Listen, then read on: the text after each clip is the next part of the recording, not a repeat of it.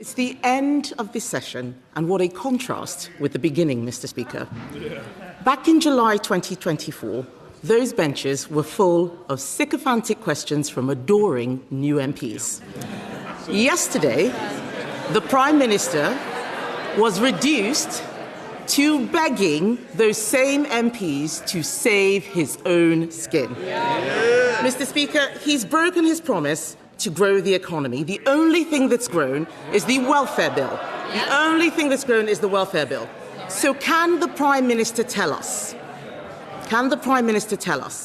how many more people are out of work and claiming universal credit since he took office? Prime Minister. Mr. Speaker, she talks about what we've done in relation to raising people out of work.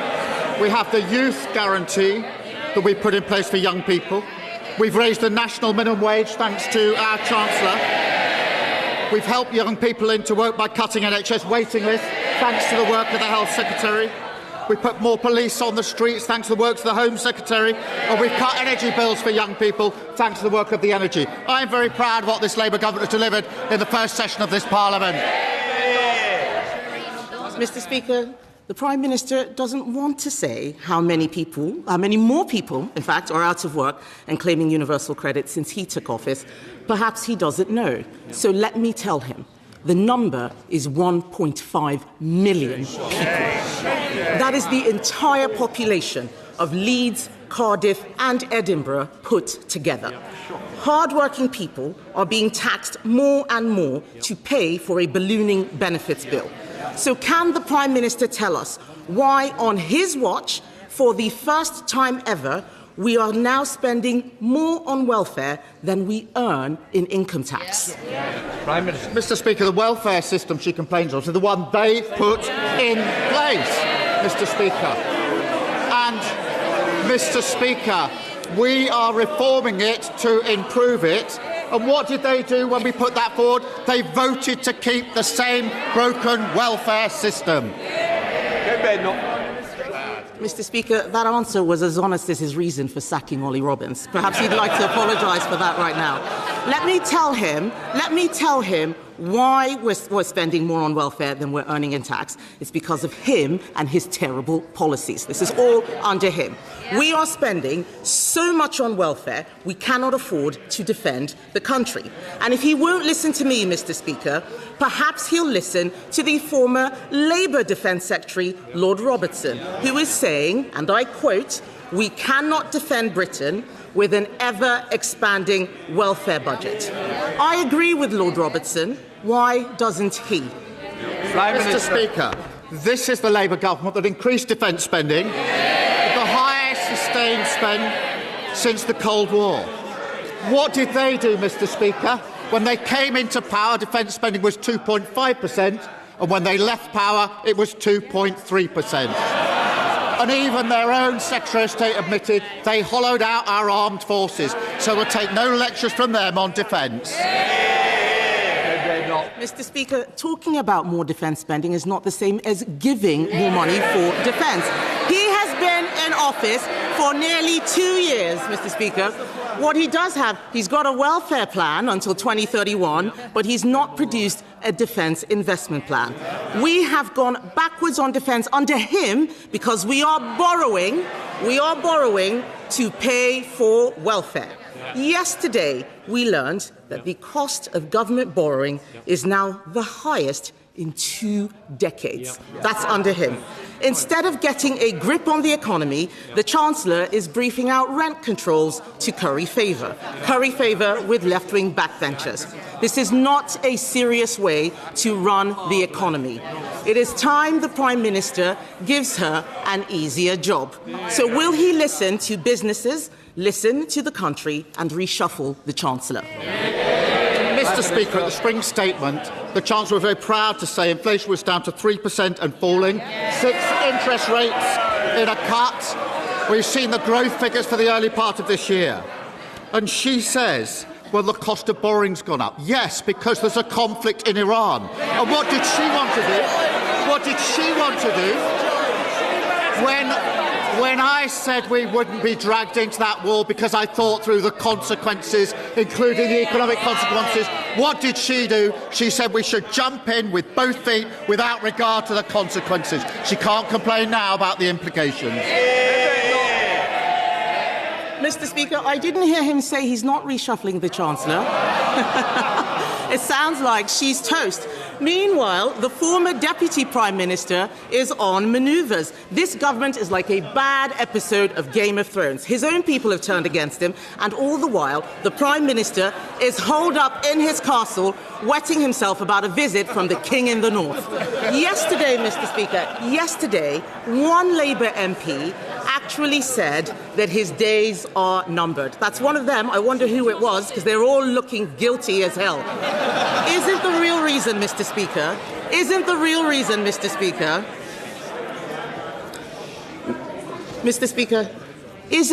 reason the Prime Minister can't cut welfare that he squandered all his political capital saving his own skin? Mr. Speaker, she talks about political games. That's what she was doing yesterday.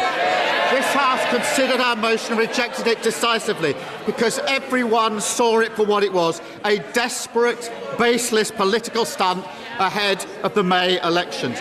And Mr. Speaker, whilst she and they were playing games here, I was chairing a meeting in Cobra, going through the contingencies and managing our war in the Middle East.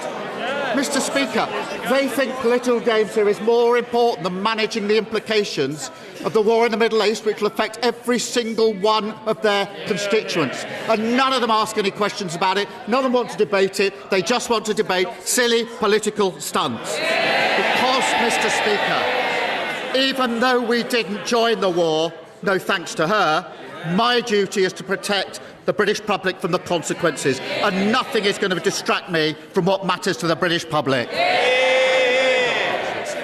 Mr. Speaker, I think the whole country is sick of this man's tone-deaf, pompous moralising. Last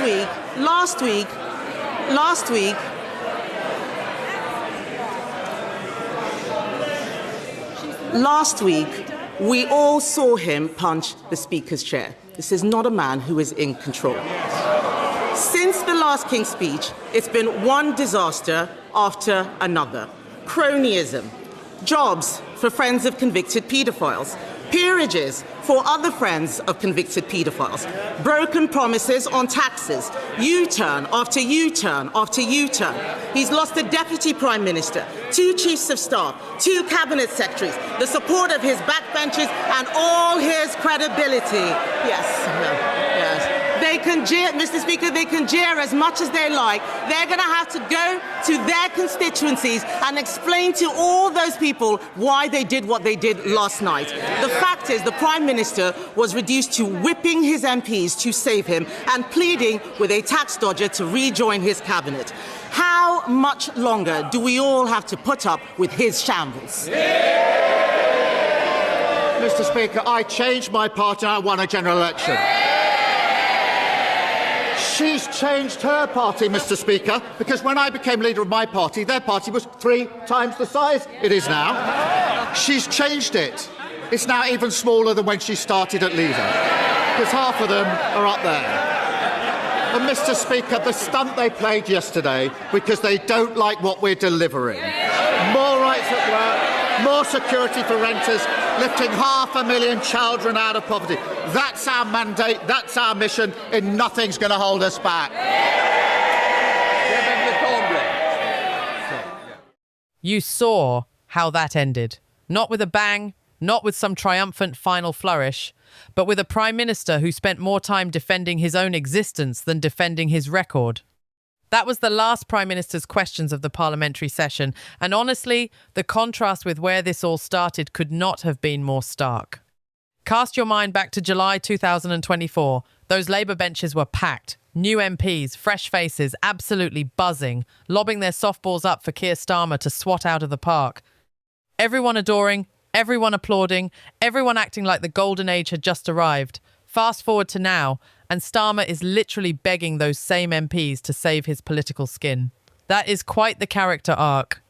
Right, so let's get into it properly, because PMQs this week was genuinely something else. Kemi Badenoch opened up with a question about the economy, which on the surface sounds dry, but the way she framed it was designed to sting. She asked Starmer point blank how many more people are out of work and claiming universal credit since he took office. Simple enough question. The kind you'd want your Prime Minister to have an answer to, right? Starmer's response was to rattle through a list of things the government has done. The youth guarantee, raising the national minimum wage, cutting NHS waiting lists, more police on the streets, lower energy bills, all delivered with the kind of enthusiasm of someone reading from a revision card they prepared the night before. The answer to Badenoch's actual question? Not there. Not even close. So Badenoch came back, and this time she had the number, 1.5 million. That is how many more people are out of work and claiming universal credit since Starmer took office. And then she did something that actually landed, which was put that number into human terms. 1.5 million people. That is the entire population of Leeds, Cardiff and Edinburgh combined. All of them. Just think about that for a second. And then she went further. She pointed out that for the first time ever, the country is now spending more on welfare than it earns in income tax. That is not a small statistic. That is the kind of figure that makes you put your tea down. Hard-working people being taxed more and more, she said, to pay for a ballooning benefits bill. She wanted to know why. Under his watch. On his shift.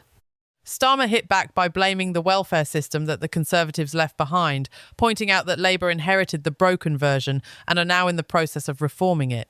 He then delivered what he clearly thought was a killer line, which was that the Conservatives voted against Labour's welfare reforms. Which is true enough, but it did feel a little bit like a man on a burning boat pointing out that someone else lit the match. Badenoch, for her part, was not done. She went after the defence spending argument next, quoting Lord Robertson, the former Labour Defence Secretary, who said plainly that Britain cannot defend itself with an ever-expanding welfare budget. She said she agreed with Lord Robertson. She wanted to know if Starmer did too. Starmer said this Labour government had increased defence spending to the highest sustained level since the Cold War. He pointed out that when the Conservatives came into power, defence spending was at 2.5%, and when they left it had dropped to 2.3%. He said even their own Secretary of State admitted they had hollowed out the armed forces. Fairly brutal line if it lands. Whether it fully lands is another question. But Badenoch came right back and made the distinction that talking about more defence spending is not the same thing as actually giving more money for defence. And then she dropped another one. The cost of government borrowing, she said, is now at its highest level in 2 decades, under him. She pointed out that Starmer has a welfare plan stretching to 2031, but no defence investment plan. The country, she argued, is going backwards on defence because it is borrowing money to pay for welfare. She also had a go at the Chancellor, noting that rather than getting a grip on the economy, the Chancellor was apparently briefing out rent controls to curry favour with left-wing backbenchers. Badenoch called it not a serious way to run the economy, and then she asked Starmer directly whether he would reshuffle the Chancellor. Starmer talked about inflation being down to 3% and falling, 6 interest rate cuts, and the growth figures from early in the year. On the cost of borrowing going up, he pointed to the conflict in Iran. And then he pivoted, pointing out that Badenoch had wanted Britain to jump into that conflict with both feet. He said he had thought through the consequences, including the economic ones, and that is why he chose not to get dragged in. He said she could not now complain about the implications. Badenoch noticed he had not actually answered the question about reshuffling the Chancellor. She made that very clear. And then she delivered what was honestly one of the funnier lines of the session, saying it sounded like the Chancellor was toast.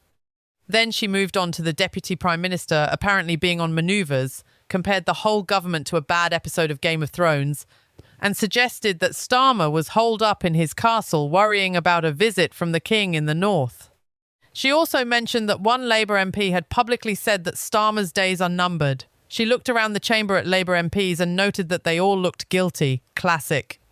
She ended that passage by suggesting the real reason Starmer cannot cut welfare is because he spent all his political capital saving his own skin. Starmer's response to all of this was to call it exactly what it was on his framing, which was a desperate, baseless political stunt ahead of the May elections. He said the House had rejected the motion decisively and that everyone could see it for what it was. Then came the line that got some attention. While Badenoch and the Conservatives were playing games in the chamber, he said, he was chairing a Cobra meeting, going through the contingencies and managing the war in the Middle East.